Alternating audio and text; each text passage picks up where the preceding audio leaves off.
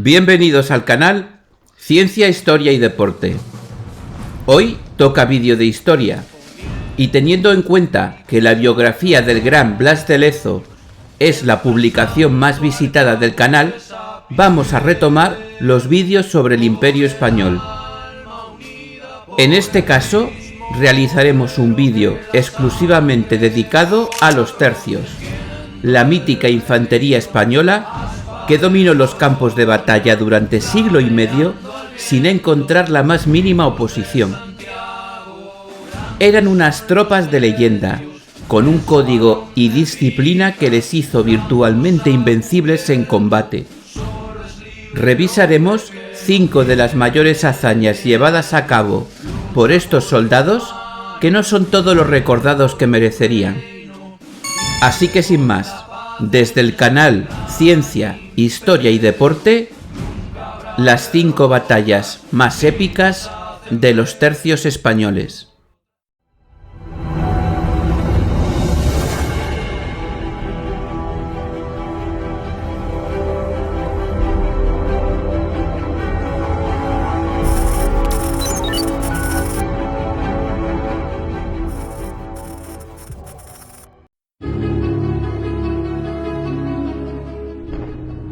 Previo a repasar las hazañas en cuestión, vamos a hacer un breve resumen sobre quién eran estas tropas y por qué han pasado a los anales de la historia como posiblemente la mejor y más temida infantería de todos los tiempos.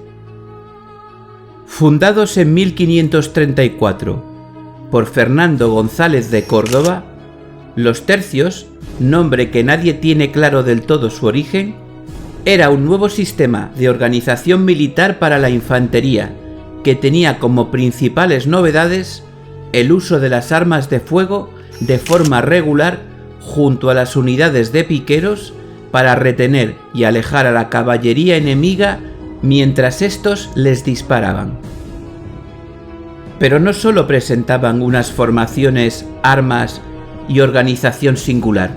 Su código ético y su sistema de reclutamiento era, en gran parte, lo que les convertía en una fuerza imparable. Por primera vez, las tropas eran profesionales, no de leva o reclutamiento obligatorio. Se les pagaba un jornal y eran auténticos expertos en la guerra. Su valía no se medía por su origen, sino por sus capacidades en el campo de batalla. Si un soldado destacaba, obtenía reconocimiento por sus acciones independientemente de su cuna, humilde o noble. Esto hizo que se sintiesen como auténticos hermanos, que luchaban unos por otros y por la paz en el imperio que los había unido y dado un noble propósito. La mejor manera de describir qué eran los tercios y lo que significaba pertenecer a estos es reproducir aquí lo que de ellos escribió Calderón de la Barca, que además formó parte de este cuerpo durante algún tiempo. Este ejército que ves, vago al hielo y al calor, la república mejor y más política es del mundo, en que nadie espere que ser preferido pueda por la nobleza que hereda, sino por la que él adquiere. Porque aquí a la sangre excede el lugar que uno se hace, y sin mirar cómo nace, se mira cómo procede. Aquí la necesidad no es infamia, y si es honrado, pobre y desnudo un soldado tiene mejor cualidad que el más galán y lucido.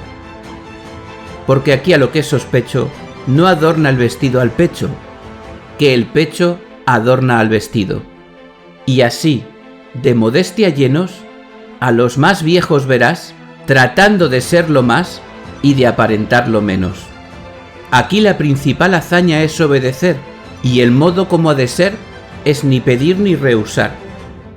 Aquí, en fin, la cortesía, el buen trato, la verdad, la firmeza, la lealtad, el honor, la bizarría, el crédito, la opinión, la constancia, la paciencia, la humildad y la obediencia, fama, honor y vida son caudal de pobres soldados. que en buena o mala fortuna, la milicia no es más que una religión de hombres honrados. Y ahora vamos allá, con las mayores gestas que estos soldados realizaron en los campos de batalla de todo el mundo durante casi 2 siglos.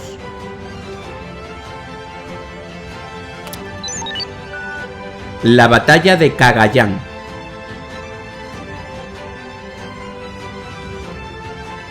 Empezamos por una proeza de las menos conocidas para las tropas de la España imperial. Pongámonos en contexto. Todos hemos oído hablar de los samuráis, los terroríficos guerreros de élite japoneses, expertos en combate cuerpo a cuerpo y con armas. Formaban parte de una cultura guerrera donde la muerte es preferible a la deshonra, con un estricto código ético de honor. Valientes, invencibles guerreros aún admirados hoy en día por todo lo que significan. Nadie podía derrotarlos en batalla, todos les temían y reverenciaban. Pero una vez, alguien los derrotó, y no solo los derrotó, fueron barridos del campo de batalla por unos guerreros implacables y con aún si cabe, mayor determinación por la victoria. Esta es la historia de cómo 40 soldados del tercio acabaron en combate con 1500 samuráis. Para ser justos, los 1500 combatientes no eran samuráis. Formando este contingente se encontraban ronin, samuráis sin amos, soldados japoneses caídos en desgracia y piratas chinos y coreanos. Aún así, armados hasta los dientes por los portugueses, que intentaban fastidiar todo lo posible a los españoles, ya que eran rivales como potencias marítimas, y con un número muy superior a las tropas hispanas, es una victoria digna de aparecer en esta lista. Estamos en el siglo XVI. Los españoles controlaban las islas Filipinas, llamadas así en honor al rey español Felipe II, pero piratas japoneses las saqueaban de manera continua. Así que en 1582, un contingente español formado por 40 soldados del tercio, al mando del capitán Juan Pablo Carrión, salió a enfrentarlos a bordo de la galera La Capitana. Se topó con ellos en la provincia filipina de Cagayán. Este grupo de piratas, llamados Wako y capitaneados por el temido Tai Fusa, estaba formado por unos 1000 ronin y 500 soldados japoneses, chinos y coreanos, armados con artillería y armas de fuego de primera calidad, suministradas, como decíamos, por el Reino de Portugal. Cuando la capitana divisó los juncos japoneses, iniciaron el ataque, primero cañoneando desde la galera española y luego con combates cuerpo a cuerpo entre las tropas. Increíblemente los tercios, a pesar de una desventaja de 30 hombres a 1, lograron hacer retroceder a los ronin y muchos de ellos murieron por el fuego y picas españolas, así como ahogados al caer al agua con sus pesadas armaduras.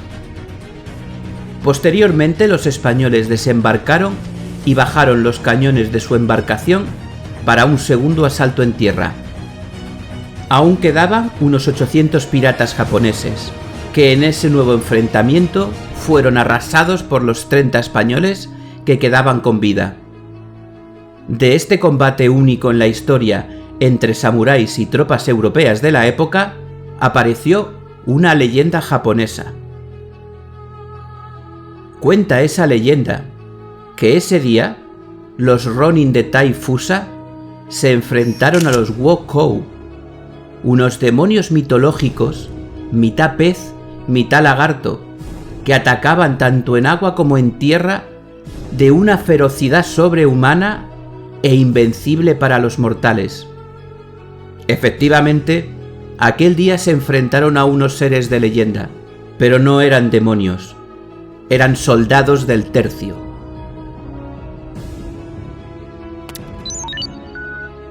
El asedio del castillo de Castelnuovo.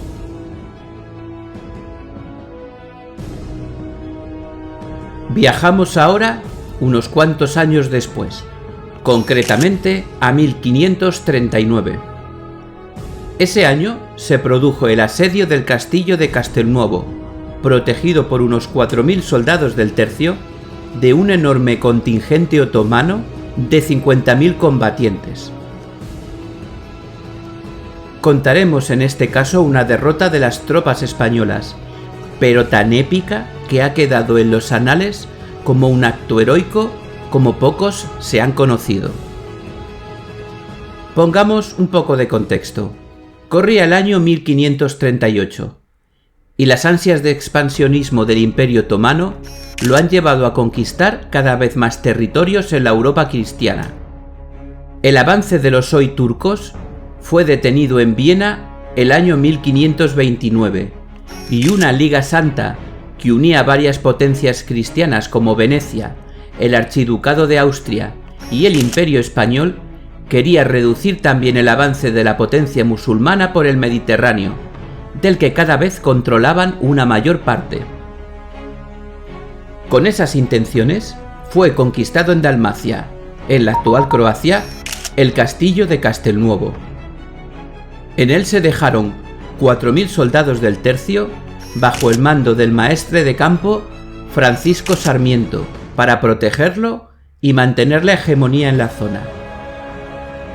Lo que no sabían es que el sultán Solimán el Magnífico estaba organizando un gran ejército para reconquistar la posición y aumentar su control en el Adriático y Mediterráneo.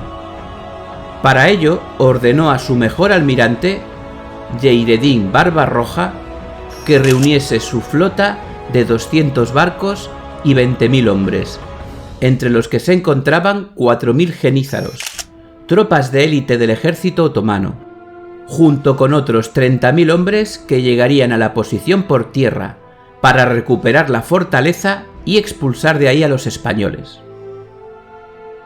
Cuando el monstruoso ejército llegó al castillo el 18 de julio de 1539, se preparó para tomarlo y sofocar cualquier resistencia rápida y eficazmente.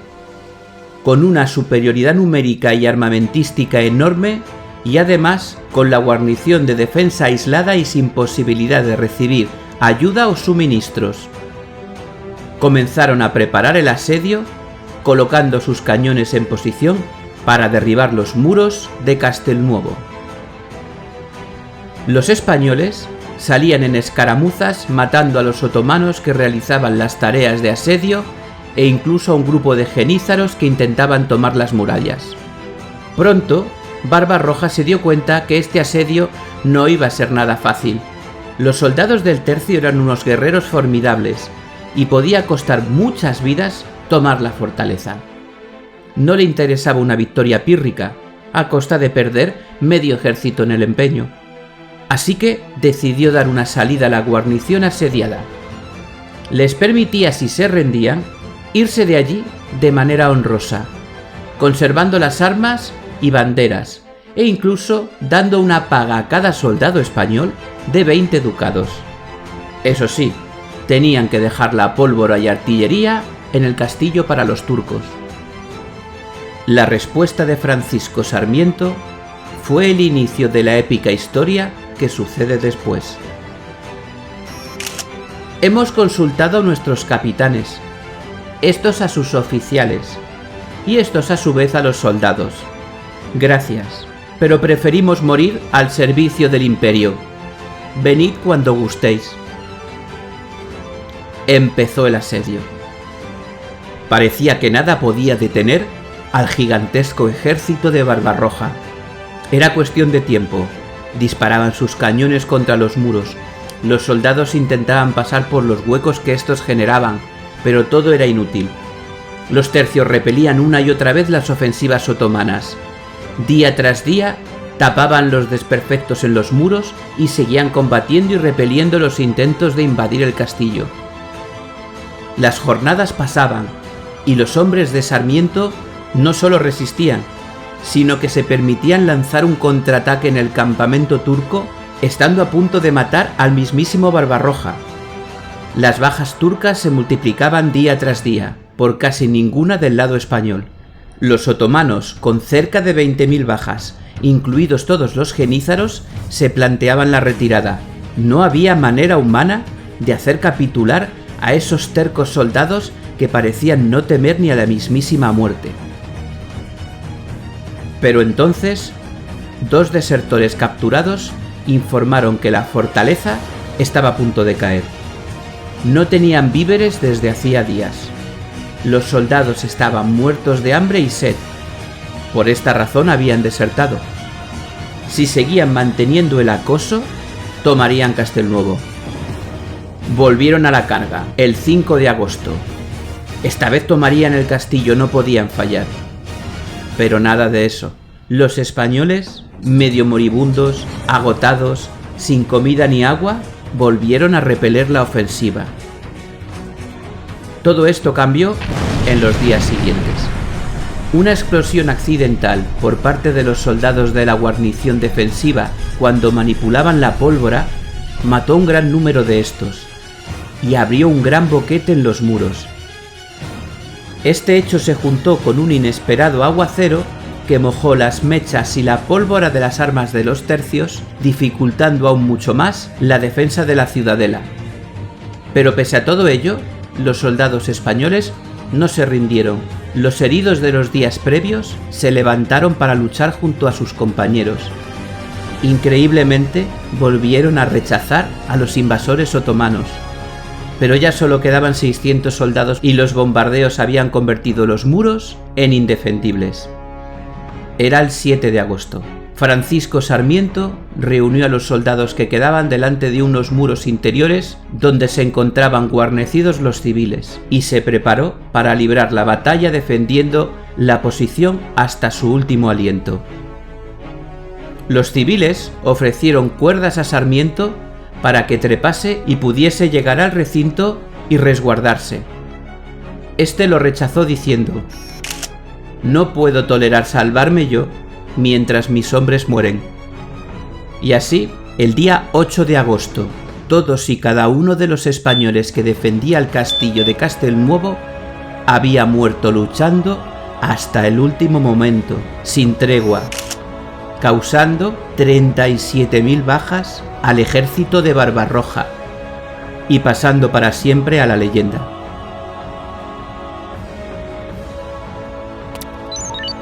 La batalla de Bicoca.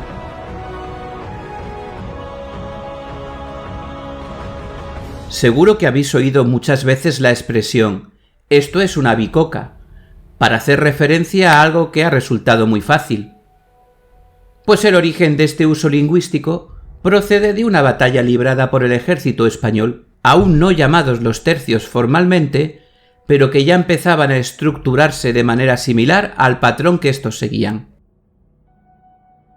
Corría el año 1522 y el rey Carlos I veía con disgusto cómo Francia poseía bajo su bandera el ducado de Milán, también llamado milanesado, y desde allí podría anexionar toda la península itálica ocupando los territorios que España poseía en Italia. Además creía que por derecho dinástico era a él a quien debería corresponder el gobierno de ese ducado. De esta manera forjó una alianza con el Papa León X y así España y Francia entraron en guerra. Bajo el mando de Próspero Colonna, oficial del ejército español de origen italiano, un contingente de 18.000 soldados se pusieron en camino hacia Milán para expulsar a los franceses y hacerse con un nuevo territorio para el recién formado Imperio Español. Pero Francia no iba a quedarse de brazos cruzados. No estaba en los planes de Francisco I renunciar a sus posesiones en Milán. Para ello, el rey francés mandó un ejército compuesto por soldados franceses y piqueros suizos, los mejores junto a los españoles, para defender la plaza. Logró así reunir una numerosa tropa que superaba los 25.000 hombres para hacer frente a los 18.000 del grueso del ejército español.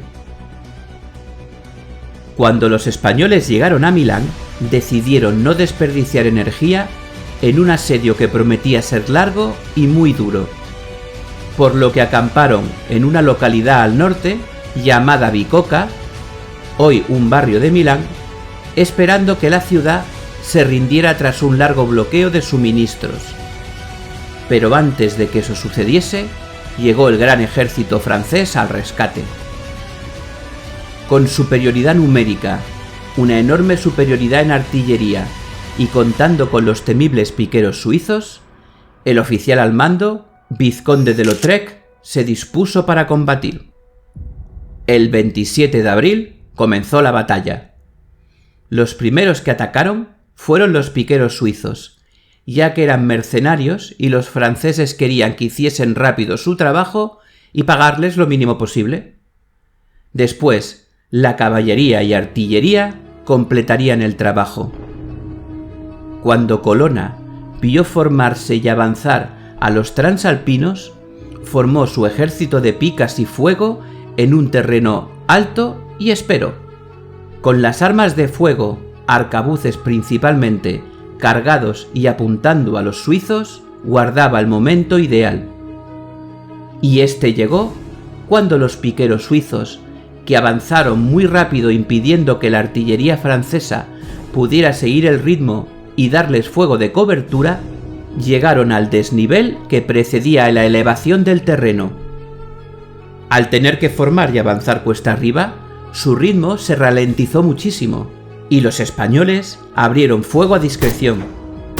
Al abatir a las primeras filas, el resto de los piqueros aún ralentizaron más su ritmo, lo que convirtió su ofensiva en una auténtica escabechina a base de plomo. Una y otra vez, las armas hispanas abrían fuego sobre unos piqueros poco menos que bloqueados y sin poder avanzar, siendo un blanco muy fácil. Entonces sucedió lo que nunca antes había ocurrido. Los suizos tuvieron que retirarse del campo de batalla. Las mejores tácticas y uso de las armas de los ibéricos les habían derrotado. Posteriormente, y tras la retirada transalpina, que componía el grueso de la infantería francesa, alrededor de 10.000 hombres, Lautrec decidió retirarse, ya que ahora estaba en inferioridad numérica y además no disponía de infantería, con lo que sería imposible derrotar al ejército imperial. Y así fue como los españoles derrotaron un ejército de 25.000 efectivos sin tener una sola baja, al menos en combate, ya que se registró un muerto entre las tropas por la coz de una mula. A raíz de esa victoria, el ejército de Carlos I se hizo con todo el milanesado y amplias zonas de lo que hoy es el norte de Italia, incluidas Milán y Génova, pasando a formar parte de los territorios del imperio. Realmente fue una auténtica bicoca.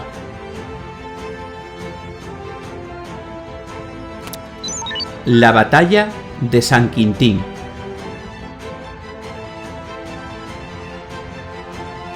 Ahora hablaremos de una batalla que consolidó al Imperio Español como la potencia dominante de la época, aplastando de manera contundente a uno de sus más peligrosos rivales como lo era Francia. Para ponernos en antecedentes, nos encontramos en el año 1557 y Enrique VIII de Francia había invadido el reino de Nápoles, región que se encontraba dentro de los territorios del Imperio Español.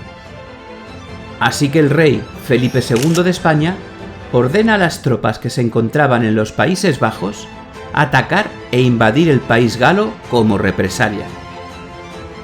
Para ello, se formó un gran ejército de 42.000 hombres, que se dirigió a la frontera francesa.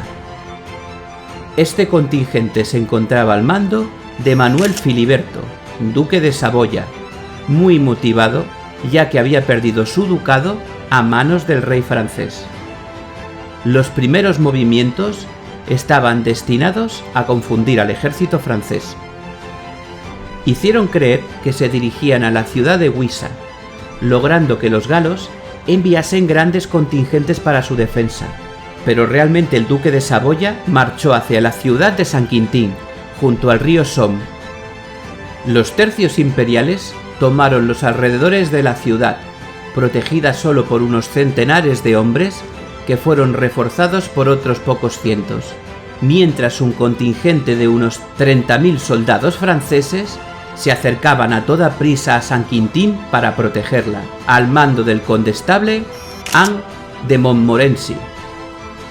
El 10 de agosto, las tropas galas llegaban para reforzar a los sitiados, pero el desprecio hacia las aptitudes militares del condestable Montmorency hacia Manuel Filiberto le hizo confiarse y atacar de manera directa a las tropas imperiales.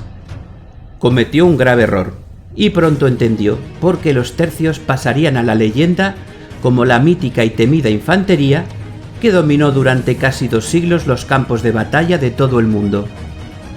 La debacle francesa fue total: 12.000 muertos, 2.000 heridos y 6.000 prisioneros, por tan solo 300 bajas del ejército español. Entre los prisioneros se encontraban más de 1.000 nobles, incluidos el propio condestable. En recuerdo de esta avasalladora victoria, se construyó el monasterio de San Lorenzo del Escorial, ya que el día de la batalla, Lorenzo era el santo de la jornada.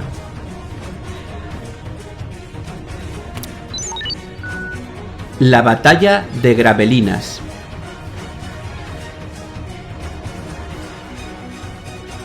Vamos ahora con lo que podía considerarse la continuación de la batalla de San Quintín, ya que en 1558, tan solo un año después de esta, se vuelven a encontrar los mismos contendientes en lo que se dio a llamar la batalla de Gravelinas. El monarca francés, ávido de venganza y deseoso de frenar el dominio europeo de los españoles, reorganizó un ejército para devolver el golpe a los ibéricos. Con una armada de 15.000 hombres al mando del duque de Termes, ataca posesiones españolas al norte de Francia como Flandes, acercándose a Bruselas.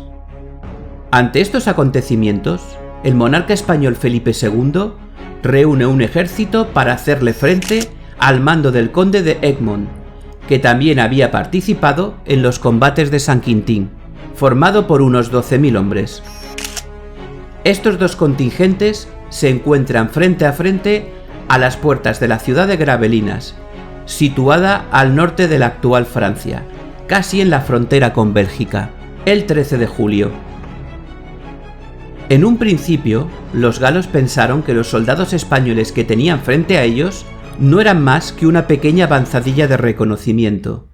No creían posible mover un gran ejército de una manera tan rápida, así que lanzó rápidamente a la poderosa caballería francesa para que aniquilase a ese grupo de osados españoles que le estaban importunando.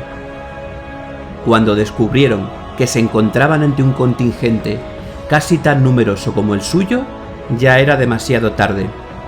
Los disparos de los temidos arcabuceros imperiales, sumado al efecto de los piqueros, hizo que los tercios arrasaran con la caballería gala en un abrir y cerrar de ojos. Pero no fue esa la única pesadilla para el duque de Termes.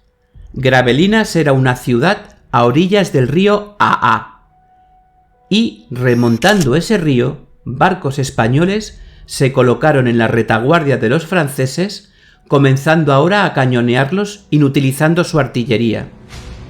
Y en ese momento, para rematarlos, el conde de Egmont ordena a sus tercios cargar contra los galos, descomponiendo completamente su formación y haciendo que estos huyesen en desbandada. Solo 1.500 franceses sobrevivirían a la batalla, con 13.500 bajas por tan solo 700 bajas hispanas. Además, el duque de Termes fue capturado. Esta derrota puso fin a las guerras itálicas entre españoles y franceses, firmando el monarca galo una rendición en 1559 a través del Tratado de Cateau-Cambrésis y teniendo que pagar un suculento rescate para recuperar a su oficial al mando. Desde ese día, Francia ya no fue rival durante mucho tiempo para el Imperio español, y todo gracias a su terrible infantería, los míticos tercios.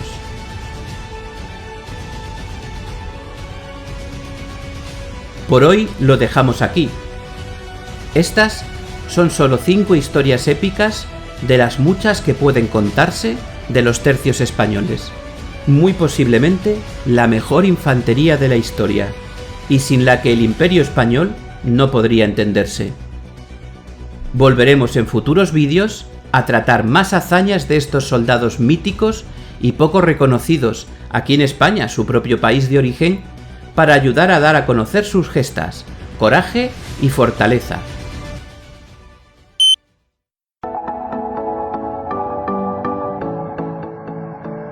Hasta aquí nuestro pequeño homenaje a los tercios españoles, en un nuevo vídeo de temática histórica. En breve volveremos con más contenido al canal, en este caso sobre deportes. Los 10 mejores pilotos de la historia de la Fórmula 1. Muchas gracias por ver el vídeo y un saludo.